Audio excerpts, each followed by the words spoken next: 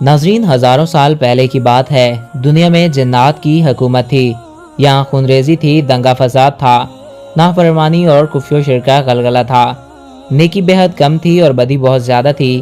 خالق کائنات نے جنات سے دنیا کی حکومت لے کر ایک دوسری مخلوق کو دینا چاہی تاکہ جنات کا غرور خاک میں ملے۔ اللہ تعالیٰ نے فرشتوں کو اطلاع دی کہ میں زمین پر اپنا خلیفہ بنانا چاہتا ہوں جو اختیار اور ارادے کا مالک ہوگا اور میری زمین پر جس قسم کا تصرف کرنا چاہے گا کر سکے گا اور اپنی ضروریات کے لیے اپنی مرضی کے مطابق زمین سے کام لے سکے گا۔ گویا وہ میری قدرت اور میرے تصرف و اختیار کا مظہر ہوگا۔ فرشتوں نے جب یہ سنا تو حیرت میں رہ گئے اور اللہ تعالیٰ کے حضور بطور سوال عرض کیا، اے خدائے بے نیاز، کیا آپ ایسے کو پیدا کرنا چاہتے ہیں جو زمین کو فساد اور خونریزی سے بھر دے گا؟ یعنی فرشتوں نے اس نئی مخلوق کو جنات پر قیاس کیا اور وہ یہ سمجھے کہ نئی مخلوق بھی جنات کی طرح بے حد سرکش اور نافرمان ہوگی۔ وہ بولے کہ ہم جماعت ملائکہ آپ کی تسبیح و تحلیل کے لیے کافی ہیں۔ اللہ تعالیٰ نے جواب دیا، آدم علیہ السلام کے پیدا کرنے میں جو حکمتیں ہیں تم ان سے واقف نہیں بلکہ ہم ہی خوب جانتے ہیں۔ سورہ بقرہ میں اللہ تعالیٰ نے اس بارے میں آیت نازل کی ہیں۔ یہاں یہ بات قابل ذکر ہے کہ انسانوں میں بھی نافرمانی اور ظلم کا مادہ ہے، لیکن یاد رہے کہ وہ جنات کے مقابلے میں کم ہے۔ اللہ تعالیٰ نے آدم علیہ السلام کو مٹی سے پیدا کیا اور ان کا خمیر تیار ہونے سے قبل فرشتوں کو اطلاع دی، اے ملائکہ، میں زمین میں اپنا خلیفہ بنانے والا ہوں۔ سورہ البقرہ۔ آدم علیہ السلام کا خمیر مٹی سے گوندھا گیا اور ایسی مٹی سے گوندھا گیا جو نت نئی تبدیلیوں کو قبول کرنے والی تھی۔ جب یہ مٹی پختہ ٹیکری کی طرح آواز دینے اور کھنکھنانے لگی تو اللہ تعالیٰ نے اس جسد خاکی میں روح پھونکی۔ ابھی روح ناک کے نتھوں سے داخل ہو کر دماغ تک پہنچی ہی تھی کہ آدم علیہ السلام کو چھینک آئی۔ اسی وقت آدم علیہ السلام کو اللہ پاک کی طرف سے الہام ہوا کہ اس چھینک کے جواب میں الحمدللہ کہو۔ آدم علیہ السلام نے چھینک لیتے ہی الحمدللہ کہا، جس کے جواب میں عرش معلیٰ سے آواز آئی، اللہ تجھ پر رحم کرے گا۔ حدیث۔ پھر رفتہ رفتہ روح آدم علیہ السلام کے تمام جسد خاکی میں سرسرایت کر گئی۔ یوں وہ مٹی کا پتلا بیک گوشت پوست ہڈی پٹھے کا زندہ انسان بن گیا اور ارادہ، شعور، حس و عقل و جدانی، جذبات و کیفیات کا حامل نظر آنے لگا۔ تعلیم آدم علیہ السلام۔ اور اللہ تعالیٰ فرماتے ہیں، آدم کو اللہ تعالیٰ نے سارے نام سکھا دیے۔ پھر اللہ پاک نے فرمایا سورہ البقرہ، اے ملائکہ، ان چیزوں کے نام بتاؤ۔ فرشتوں کو بھی خبر تک نہ تھی کہ ان چیزوں کے کیا کیا نام ہیں۔ کائنات کی تمام اشیاء فرشتوں کے سامنے پیش ہیں اور ان کے نام ان معصوموں سے دریافت ہو رہے ہیں۔ یہ کیوں؟ یہ صرف حضرت آدم علیہ السلام کا اعزاز بڑھانے کے لیے۔ چنانچہ اس عظیم سوال پر سارے فرشتے عاجز ہوئے اور سب نے انکساری سے عرض کیا، اے پاک پروردگار، تیری ذات خوب واقف ہے کہ ہم ان چیزوں کے نام نہیں جانتے۔ ہمیں تو بس وہی علم ہے جو تو ان میں ہمیں عطا کر رکھا ہے، یعنی ذکر خدا اور تسبیح الہی، اور فی الحقیقت تو ہی سب چیزوں کا جاننے والا اور بڑی حکمت والا ہے۔ حضرت آدم علیہ السلام کی اس صرف علم کے متعلق مصفرین کی متعدد رائے ہیں۔ ایک یہ کہ کائنات کی وہ تمام اشیاء جو ماضی سے مستقبل تک وجود میں آنے والی تھیں، ان سب کے نام اور ان کی حقیقت کا علم حضرت آدم علیہ السلام کو دیا گیا۔ دوسری رائے یہ ہے کہ اس وقت جس قدر اشیاء و عالم کائنات میں موجود تھیں، ان سب کا علم عطا کیا گیا۔ تیسرا، زمین میں رہائش اور یہاں حکومت کرنے کے لیے جس قدر علوم کی ضرورت تھی وہ سب علوم عطا کیے گئے۔ طبی، انجینئرنگ، ہندسہ، سب علوم دیے گئے۔ چوتھا، انسان کے اندر غصہ، شہوت، بھوک، حسد، تکبر، الغرض بہت سی باطنی کیفیات و حساسات ہیں جنہیں انسان ہی سمجھ سکتے ہیں۔ فرشتوں کے اندر وہ فیلنگز یا جذبات نہیں ہیں، اس لیے وہ اس کے نام اور کیفیات بتا بھی نہیں سکتے۔ بہرحال حضرت آدم علیہ السلام کو صفت علم سے اس طرح نوازا گیا کہ فرشتوں کے لیے بھی ان کی برتری اور استحقاق خلافت کے اقرار کے علاوہ چارہ کار نہ رہا، اور یہ ماننا پڑا کہ اگر ہم زمین پر اللہ تعالیٰ کے خلیفہ بنائے جاتے تو کائنات کے تمام بھیدوں سے ناآشنا رہتے۔ اللہ تعالیٰ نے آدم علیہ السلام کو سب چیزوں کے نام سکھا دیے اور اللہ تعالیٰ نے کہا، آدم تم ان کو ان چیزوں کے نام بتا دو۔ چنانچہ جب انہوں نے ان کے نام ان کو بتا دیے تو اللہ تعالیٰ نے فرشتوں سے کہا، میں نے تم سے نہیں کہا تھا کہ آسمانوں اور زمینوں کے بھیدوں کو میں جانتا ہوں، اور جو کچھ تم ظاہر کرتے ہو اور جو کچھ چھپاتے ہو مجھے سب کا علم ہے۔ سورہ البقرہ آیت 33۔ فرشتوں کو سجدہ کرنے کا حکم۔ جب حضرت آدم علیہ السلام کی علم برتری تمام جنایتوں ملائکہ پر آشکار اور ظاہر ہو گئی تو اب حضرت آدم علیہ السلام کا اعزاز اور بڑھا۔ پھر اللہ تعالیٰ نے فرشتوں کو حکم دیا، آدم علیہ السلام کو سجدہ کرو۔ سورہ الاعراف۔ آدم علیہ السلام کو سجدہ کرو، تو فوراً تمام فرشتوں نے تعمیل ارشاد کی اور سجدے میں گر پڑے، سوائے شیطان کے کہ وہ سجدے میں نہ جھکا۔ اس سے متعلق قرآن مجید میں متعدد بار آیت آئی ہیں۔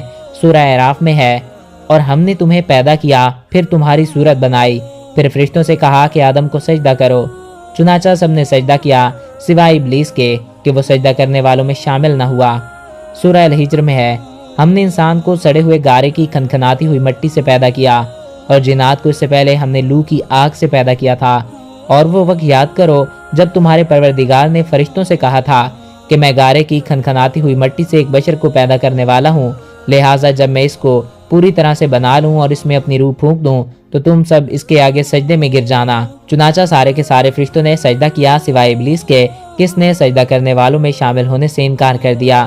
سورہ کہف میں ہے، اور وہ وقت یاد کرو جب ہم نے فرشتوں سے کہا تھا کہ آدم کے آگے سجدہ کرو، چنانچہ سب نے سجدہ کیا سوائے ابلیس کے کہ وہ سجدہ کرنے والوں میں شامل نہ ہوا۔ چنانچہ اس نے اپنے رب کے حکم کی نافرمانی کی، کیا پھر بھی تم میری بجائے اسے اور اس کی ذریت کو اپنا رکھوالا بناتے ہو، حالانکہ وہ سب تمہارے دشمن ہیں۔ اللہ تعالیٰ نے انسانوں سے ہزاروں سال پہلے ایک مخلوق آگ سے پیدا کی جسے جنات کہتے ہیں۔ جنات کی قوم میں ایک بزرگ تھا جس کا نام عزازیل تھا۔ کہا جاتا ہے کہ عزازیل ہی جنات کا جد امجد ہے، جس طرح حضرت آدم علیہ السلام انسانوں کے جد امجد ہیں۔ عزازیل بہت ہی عبادت گزار اور اللہ تعالیٰ کا نہایت فرما بردار جن تھا۔ وہ جنت میں نور کے منبر پر بیٹھ کر فرشتوں کو درس دیا کرتا تھا اور بڑے بڑے فرشتے اس کے شاگرد ہوا کرتے تھے۔ جب عزازیل کی دنائی اور عبادت زمین و آسمان میں اچھی طرح اشکار ہو گئی تو عزازیل کو یقین ہو گیا کہ میں حقیقت میں کوئی اعلیٰ اعزاز کے قابل ہوں، اور اللہ تعالیٰ کے فرشتوں میں نہ کوئی مجھ سے زیادہ عالم ہے اور نہ کوئی مجھ سے زیادہ زاہد، اور اگر ہیں بھی تو میں ان کا سردار ہوں۔ نیز عزازیل کو خود پر یقین اور غرور ہوتا چلا گیا۔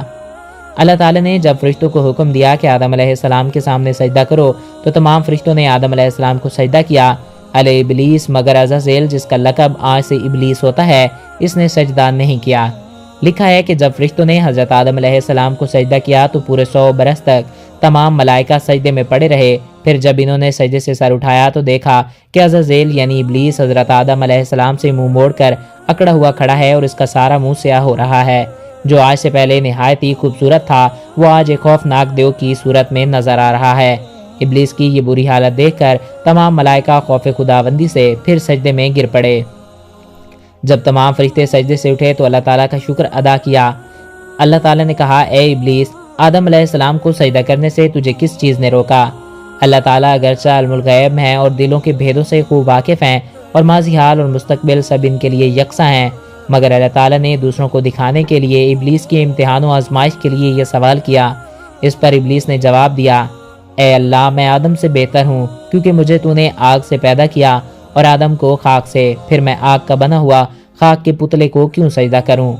کتب و تفسیر و تاریخ میں مرقوم ہے کہ ابلیس نے صرف الزام میں یہ نافرمانی کی کہ آدم علیہ السلام کی اصل والا اور افضل نہیں ہے، یعنی مٹی آدم علیہ السلام کی اصل ہے اور وہ آگ کی پیداوار ہے۔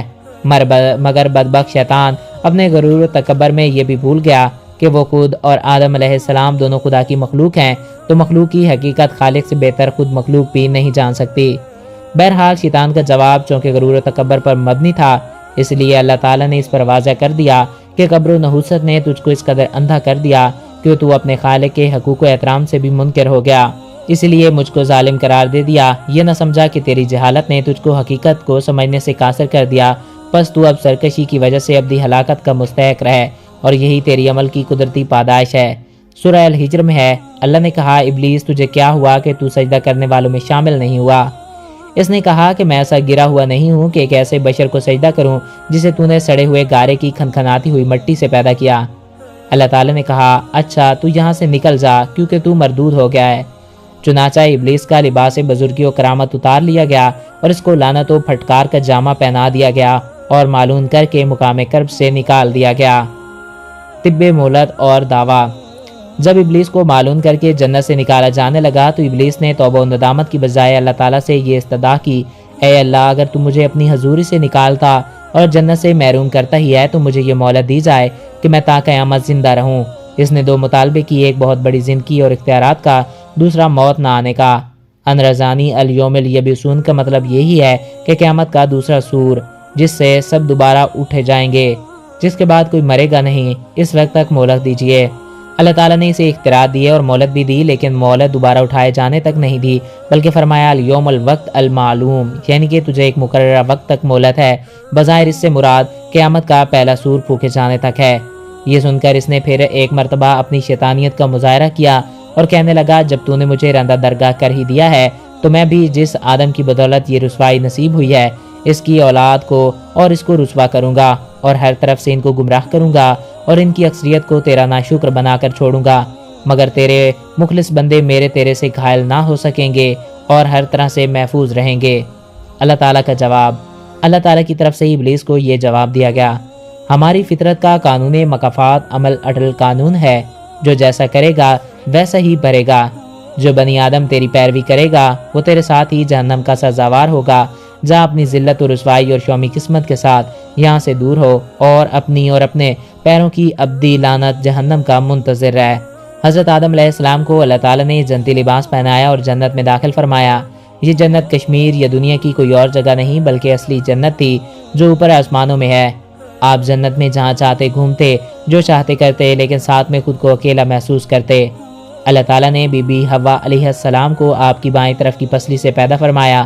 جس وقت بی بی حوا پیدا ہو رہی تھیں، فرشتوں سے پردہ کرایا گیا۔ بی بی حوا دنیا کی نہایت خوبصورت ترین خاتون تھیں۔ جب حضرت آدم علیہ السلام سو کر اٹھے تو پوچھا، تم کون ہو؟ انہوں نے کہا کہ اللہ تعالیٰ نے مجھے آپ کے لیے پیدا فرمایا ہے۔ وہ دونوں خوشی خوشی جنت میں رہنے لگے۔ اللہ تعالیٰ نے فرمایا، تم جہاں جانا چاہو جا سکتے ہو، جو کھانا ہے کھا سکتے ہو، بس ایک درخت کا پھل کھانے کے لیے منع کیا گیا، اگر کھاؤ گے تو نقصان اٹھاؤ گے۔ ابلیس تمہارا اور تمہاری بیوی کا دشمن ہے، کہیں ایسا نہ ہو کہ وہ تمہیں جنت سے نکال دے اور تم مصیبت میں پڑ جاؤ۔ وہ درخت کون سا تھا؟ مشہور ہے کہ وہ گندم کا درخت تھا، ایک قول انگور کا ہے، اس کے علاوہ بھی اقوال ہیں۔ حافظ ابن کثیر فرماتے ہیں کہ اس حوالے سے 6 اقوال ملتے ہیں، اور سب سے بہترین بات یہ ہے کہ جس چیز کا ذکر کرنے کی اللہ تعالیٰ نے ضرورت نہیں سمجھی، ہمیں بھی اس کے پیچھے زیادہ نہیں پڑنا چاہیے۔ ادھر ابلیس کو ایک پل چین نہیں آ رہا تھا، اس نے بی بی حوا یعنی عورت ذات کو بہکانا شروع کر دیا۔ ابلیس نے بی بی حوا کو بہکانا شروع کر دیا، وسوسے ڈالنے لگا کہ اس درخت کا پھل کھا لو جس سے اللہ تعالیٰ نے منع کیا ہے، کھا لو گے تو ہمیشہ ہمیشہ کے لیے جنت میں رہ پاؤ گے فرشتوں کی طرح، ورنہ تم مر جاؤ گے۔ کہا جاتا ہے کہ شیطان سانپ کے ساتھ مل کر جنت میں گیا اور سانپ کی صورت میں ان سے بات کی، اللہ کے نام کی قسمیں کھائیں اور قسمیں کھا کر یقین دلایا کہ اللہ تعالیٰ نے اس درخت سے شروع میں روکا تھا، اس لیے کہ اس وقت تمہاری نئی پیدائش ہوئی تھی، تمہارا جسم اسے برداشت نہیں کر سکتا تھا۔ اب ایک عرصہ ہو گیا ہے، اب تم مضبوط ہو چکے ہو، اب اسے کھانے میں کوئی حرج نہیں۔ بی بی حوا اس کی باتوں میں آ گئیں اور وہ سمجھ رہی تھیں کہ اللہ تعالیٰ کے نام کی قسم کھا کر کوئی غلط بات نہیں کر سکتا۔ بی بی حوا نے حضرت آدم علیہ السلام کو قائل کر لیا کہ اس درخت کو کھانا پہلے ہمارے لیے درست نہ تھا لیکن اب درست ہے۔ حضرت آدم علیہ السلام سمجھے کہ حضرت آدم علیہ السلام اللہ تعالیٰ کے ارشاد کے کچھ اہم الفاظ اس وقت بھول گئے، یہ بھی یاد نہ رہا کہ خود انسان فرشتوں سے افضل ہے، درخت کھا کر فرشتہ بننے کی کیا ضرورت۔ ان فطری کمزوریوں کی وجہ سے آپ سے یہ اتحادی خطا ہو گئی۔ بہرحال دونوں ابلیس کے بہکاوے میں آ گئے اور ایک دن انہوں نے وہ پھل کھا لیا۔ جیسے ہی انہوں نے پھل کھایا تو سب سے پہلے ان کے کپڑے اتر گئے۔ شیطان کو معلوم تھا کہ اس درخت کی تاثیر یہ ہے کہ جو اسے کھاتا ہے بے لباس ہو جاتا ہے۔ گویا شیطان نے انسان پر جو پہلا وار کیا وہ یہی بے لباسی کا وار تھا، جنت سے نکلنا۔ اب اللہ تعالیٰ نے انہیں جنت سے اتر جانے کا حکم دیا اور فیصلہ فرمایا کہ تم انسان اور شریر جنات زمین پر بھیجے جا رہے ہو، تم زمین میں ایک دوسرے کے دشمن ہوں گے، قیامت تک تم ایک دوسرے کے خلاف رہو گے۔ اس دوران جو میرے بھیجے ہوئے پیغمبروں کی اطاعت کرے گا وہ کامیاب ہوگا اور شیطان کے راستے پر جو چلے گا وہ جہنم میں جائے گا۔ تمہیں ایک وقت تک دنیا میں رہنا ہوگا، فائدے اٹھانے ہوں گے، تم یہیں زندگی بسر کرو گے اور یہیں مرو گے اور یہیں سے دوبارہ اٹھائے جاؤ گے۔ دنیا میں آمد۔ کہا جاتا ہے کہ حضرت آدم علیہ السلام کا قد بہت بڑا تھا، شاید جنت کے 60 گز کے برابر۔ جب آسمان سے نیچے اتارا جا رہا تھا تو وہ درازی کی وجہ سے فضا میں لہرا رہے تھے۔ اللہ تعالیٰ نے دراز قد کو مختصر کر دیا اور آپ دنیا کے 60 گز کے برابر ہو گئے اور سیدھے اترنے لگے۔ در منصور یہ بھی کہا جاتا ہے کہ حضرت آدم و حوا دونوں کو الگ الگ مقامات پر اتارا گیا۔ حضرت آدم علیہ السلام کو کوہ ہند میں اور حوا علیہ السلام کو جرا میں۔ دونوں بہت شرمندہ تھے، انہوں نے اپنی غلطی پر توبہ کرنا چاہی لیکن الفاظ سمجھ نہیں آ رہے تھے۔ اللہ تعالیٰ نے انہیں یہ کلمات سکھائے۔ سورہ الاعراف ترجمہ۔ اے ہمارے پروردگار، ہم اپنی جانوں پر ظلم کر گزرے ہیں، اور اگر آپ نے ہمیں معاف نہ فرمایا اور ہم پر رحم نہ کیا تو یقیناً ہم نامراد لوگوں میں شامل ہو جائیں گے۔ جب انہوں نے یہ کلمات کہے تو اللہ تعالیٰ نے انہیں معاف کر دیا اور عرفات کے میدان میں ایک دوسرے کو تلاش کرنے میں کامیاب ہو گئے۔ یہیں سے دنیا میں انسانیت کے دور کا آغاز ہوا۔ حضرت حوا علیہ السلام نے 20 بار ولادت کی تکلیف اٹھائی، ہر بار جڑواں بچے پیدا ہوتے تھے، ایک لڑکا اور ایک لڑکی۔ تو امید ہے آپ کو ہماری آج کی ویڈیو پسند آئی ہوگی۔ اگر آپ کو ہماری آج کی ویڈیو پسند آئی تو ہمارے اس چینل کو سبسکرائب کریں اور ساتھ ہی بیل کے آئیکن کو پریس کریں۔